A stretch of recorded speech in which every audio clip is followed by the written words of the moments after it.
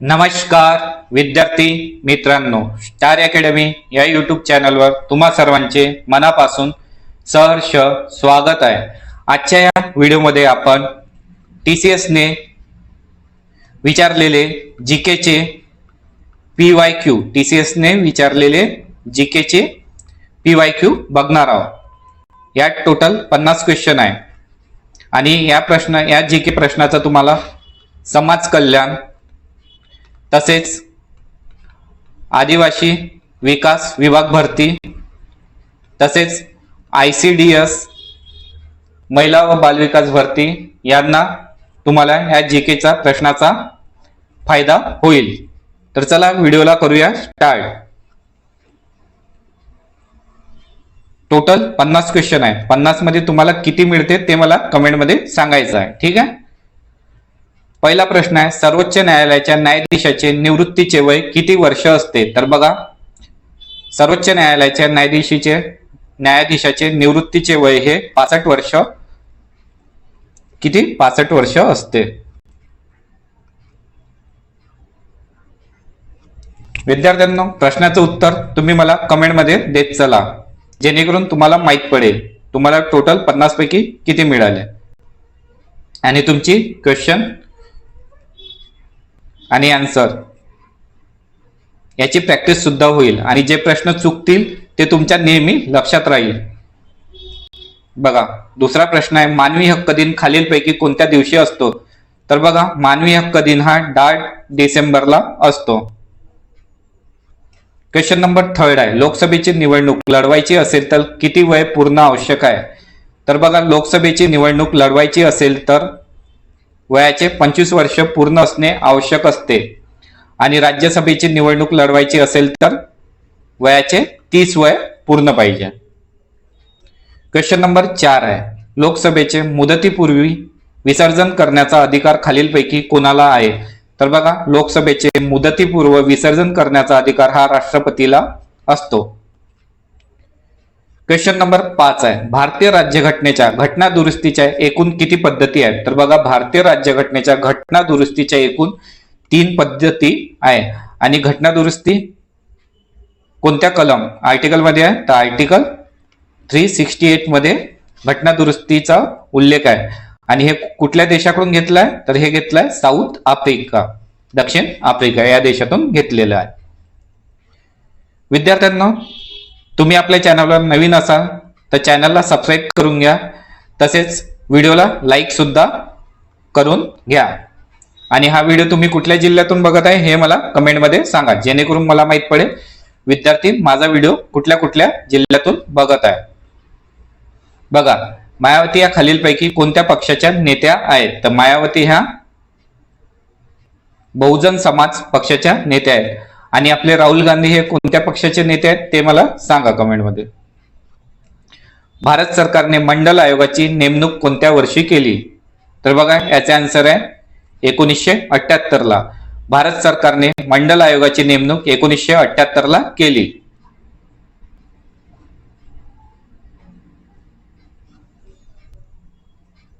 लष्कर-ए तोयबा ही दहशतवादी संघटना कोणत्या देशाची आहे? तर बघा, याचा आन्सर आहे पाकिस्तान। लष्कर-ए तोयबा ही दहशतवादी संघटना पाकिस्तान देशाची आहे।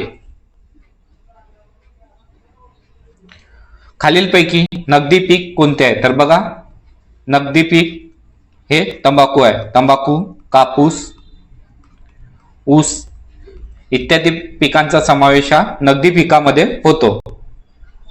क्वेश्चन नंबर 10 आहे, धोम सातारा जिल्ह्यातील हे धरण खालीलपैकी कोणत्या नदीवर आहे? तर बघा, धोम सातारा जिल्ह्यातील हे धरण कृष्णा नदीवर आहे।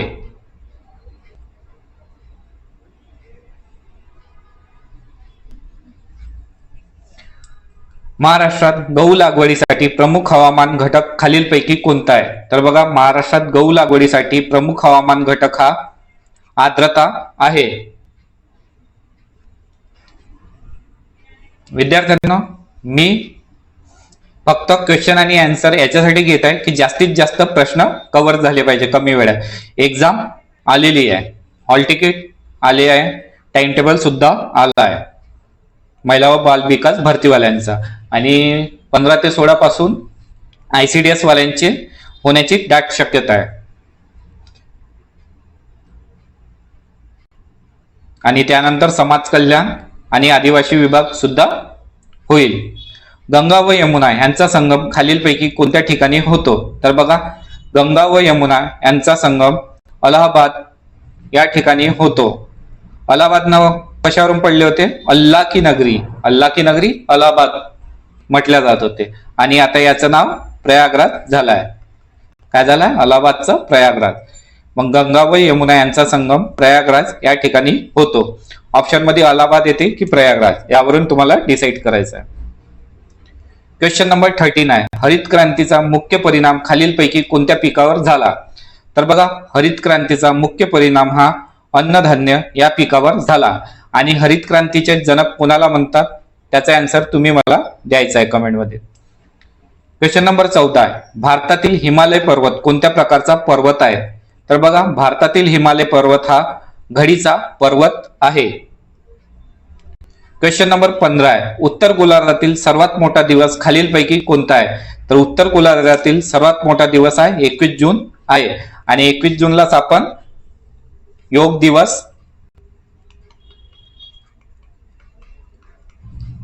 दिवस म्हणून साजरा करतो. क्वेश्चन नंबर 16 आहे, सर्वात जास्त सरासरी वार्षिक तापमान खालीलपैकी कोणत्या राज्यात असते? तर याचा आन्सर आहे तामिळनाडू. सर्वात जास्त सरासरी वार्षिक तापमान हे तामिळनाडू राज्यात असते. क्वेश्चन नंबर 17 आहे, भारतातील वाळवंट खालीलपैकी कोणत्या नावाने ओळखले जाते? तर बघा, भारतातील वाळवंट हे थरचे वाळवंट म्हणून ओळखले जाते. क्वेश्चन नंबर 18 आहे, भीमा, कोयना, तुंगभद्रा खालीलपैकी कोणत्या नदीच्या उपनद्या आहेत? तर याचा आन्सर आहे काय? याचा आन्सर कृष्णा. भीमा, कोयना व तुंगभद्रा या कृष्णा नदीच्या उपनद्या आहेत. क्वेश्चन नंबर 19 आहे, सापुतारा हे थंड हवेचे ठिकाण खालीलपैकी कोणत्या राज्यामध्ये आहे? तर याचा आन्सर आहे गुजरात. सापुतारा हे थंड हवेचे ठिकाण गुजरात राज्यामध्ये आहे.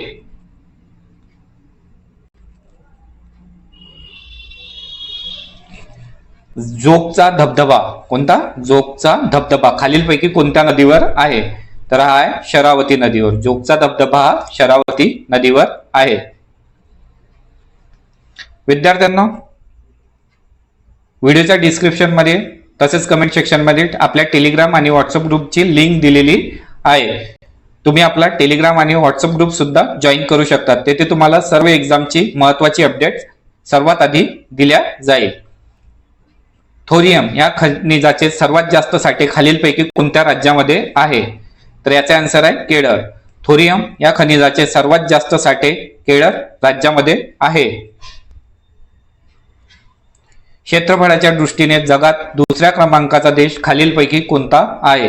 तर बघा, पहिला कोणता आहे? रशिया. आणि दुसरा कोणता आहे? कॅनडा.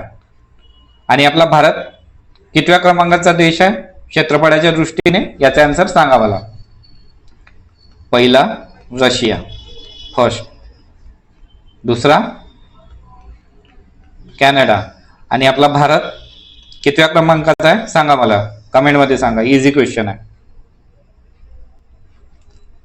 कॅन्सर रोगावर रोग निदान व उपचार करण्यासाठी खालीलपैकी कोणते किरणोत्सारी समस्थानिके वापरतात? तर सांगा. तर कॅन्सर रोगावर रोग निदान व उपचार करण्यासाठी कोबाल्ट 60 हे समस्थानिके वापरतात. डॅप्सॉन हे प्रभावी औषध खालीलपैकी कोणत्या रोगासाठी वापरतात? तर डॅप्सॉन हे प्रभावी औषध आहे ना, कुष्ठरोगासाठी वापरल्या जाते. रेटिनॉल हे कोणत्या जीवनसत्वाचे रासायनिक नाव आहे? तर रेटिनॉल हे जीवनसत्व अ, व्हिटॅमिन ए चे रासायनिक नाव आहे. बघा विद्यार्थ्यांनो, आपण व्हिटॅमिन वर घेतला आहे व्हिडिओ, तर काय सर्च करा? ICDS, vitamin and disease by star academy या नावाने सर्च करा. तुम्हाला सर्व व्हिटॅमिन आणि डिसीज तसेच त्यांचे रासायनिक नाव सापडून जातील. ब मुळे कोणते होते? बेरी. जीवनसत्व क ला काय म्हणतात, ऍस्कॉर्बिक ऍसिड, आणि याच्यामुळे कोणता होतो, स्कर्वी. आणि व्हिटॅमिन डी ला काय म्हणतात, कॅल्सिफेरॉल. याने मुळदूस हा रोग होतो.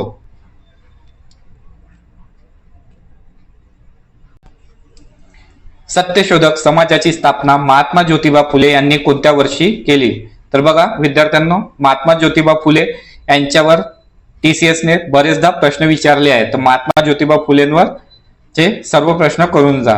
तर महात्मा ज्योतिबा फुले यांनी सत्यशोधक समाजाची स्थापना ही 1873 ला केली आहे. 27 आहे क्वेश्चन. इष्ट असेल ते बोलणार आणि साध्य असेल ते करणार अशी भूमिका कोणाची होती? तर बघा, इष्ट असेल ते बोलणार आणि साध्य असेल ते करणार अशी भूमिका गोपाळ गणेश आगरकर यांची होती. 29 डॉक्टर बाबासाहेब आंबेडकर यांनी कोणत्या ठिकाणी मनुस्मृतीचे दहन केले होते? तर बघा, डॉक्टर बाबासाहेब आंबेडकर यांनी मनुस्मृतीचे दहन हे महाडला केले. आणि चौदार तळ्याचा सत्याग्रह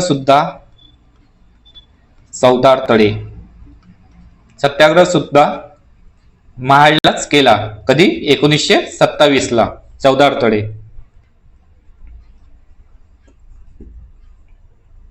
इशारा व सत्सार ही ग्रंथ खालीलपैकी कोणाची आहे? तर सांगायचं आन्सर. तर ही आहे महात्मा ज्योतिबा फुले. इशारा व सत्सार ही ग्रंथ महात्मा ज्योतिबा फुले यांची आहे. जर विद्यार्थ्यांनो माझ्याकडे कुठल्या क्वेश्चनचे आन्सर चुकीचं सांगितलं जात असेल तर ते सुद्धा मला कमेंटमध्ये सांगा. ठीक आहे, जेणेकरून मी नेक्स्ट व्हिडिओमध्ये त्या प्रश्नाचं उत्तर बरोबर करून सांगेल. ड्रीम्स फ्रॉम माय फादर हे आत्मचरित्र खालीलपैकी कोणी लिहिले? तर ड्रीम्स फ्रॉम माय फादर हे आत्मचरित्र बराक ओबामा यांनी लिहिले आहे. विद्यार्थ्यांनो, तुम्ही अजूनपर्यंत आपल्या चॅनलला सबस्क्राईब नसेल केले तर चॅनलला सबस्क्राईब करून घ्या आणि व्हिडिओला लाईक सुद्धा करून घ्या. जागतिक ग्राहक दिन खालीलपैकी केव्हा असतो? तर जागतिक ग्राहक दिन हा 15 मार्चला असतो. अग्नि 3 या क्षेपणास्त्राचा पल्ला खालीलपैकी किती किलोमीटर आहे? तर याचा आन्सर आहे 3500 किलोमीटर. अग्नि 3 या क्षेपणास्त्राचा पल्ला 3500 किलोमीटर आहे. क्वेश्चन नंबर 34 आहे. जमिनीवर मारा करणारे खालीलपैकी क्षेपणास्त्र कोणते आहे? तर याचा आन्सर आहे पृथ्वी. जमिनीवर मारा करणारे क्षेपणास्त्र हे पृथ्वी आहे. LTTE ही दहशतवादी संघटना कोणत्या देशातील आहे? तर बघा, LTTE ही दहशतवादी संघटना श्रीलंका या देशाची आहे. क्वेश्चन नंबर 36 आहे. नायगाव हे मोरांसाठी असलेले अभयारण्य खालीलपैकी कोणत्या जिल्ह्यात आहे? तर सांगा याचा आन्सर. तर याचा आन्सर आहे बीड. नायगाव हे मोरांसाठी असलेले अभयारण्य बीड जिल्ह्यात आहे. क्वेश्चन नंबर 37 आहे. सावित्री, वशिष्ठी आणि जगबुडी या कोकणातील नद्या खालीलपैकी कोणत्या जिल्ह्यातील आहे? तर याचा आन्सर आहे रत्नागिरी जिल्ह्यातील या नद्या आहेत. फिरोजशाह कोटला क्रिकेटचे मैदान कोणत्या ठिकाणी आहे? तर बघा, फिरोजशाह कोटला क्रिकेटचे मैदान हे दिल्लीमध्ये आहे आणि याचं नाव आता बदललं आहे आणि काय झालंय? अरुण जेटली स्टेडियम. काय नाव झालंय? अरुण जेटली स्टेडियम. ठीक आहे. Question number 39. युनिसेफचे मुख्यालय खालीलपैकी कोणत्या ठिकाणी आहे?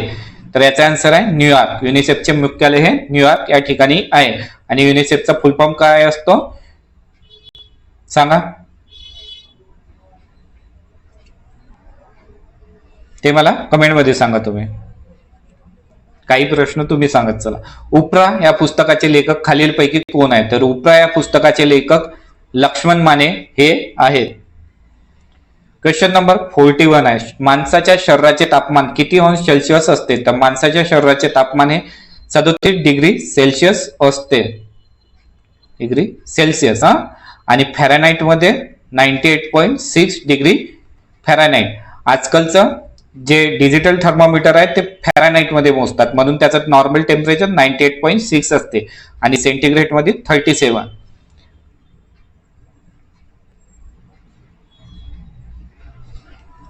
मानवी मेंदूचे वजन किती ग्रॅमच्या दरम्यान असते? तर मानवी मेंदूचे वजन आहे ना 1200 ते 1400 किंवा 1450च्या दरम्यान असते. तर इथे कोणतं ऑप्शन जवळचं आहे? तर ते आहे 1300 ते 1400 ग्रॅम. बघा विद्यार्थ्यांनी, या प्रश्नाचं उत्तर आहे ना ऑप्शन नुसार घ्यायचं. जास्त करून 1200 ते 1500च्या दरम्यान सांगितले असते. ॲक्युरेट आहे याचं 1200 ते 1400. ही रेंज लक्षात ठेवा. ईसीजी खालीलपैकी कोणत्या अवयवाच्या निदानासाठी वापरतात? तर बघा ईसीजीचा फुल फॉर्म काय? इलेक्ट्रोकार्डिओग्राफ हा ईसीजीचा फुल फॉर्म आहे. आणि हे हृदयाचे कार्य जाणून घेण्यासाठी केले जाते. आणि मेंदूचे कार्य जाणून घेण्यासाठी काय केले जाते? तर ते केले जाते ईईजी. मेंदूचे कार्य जाणून घेण्यासाठी ईईजी केल्या जाते. क्वेश्चन नंबर 44 आहे. आधुनिक आवर्त सारणी खालीलपैकी कशावर आधारित असते? तर आधुनिक मॉडर्न पिरियोडिक टेबल हे ॲटॉमिक नंबर म्हणजेच मूलद्रव्यांचे अणुअंक यावर आधारित आहे.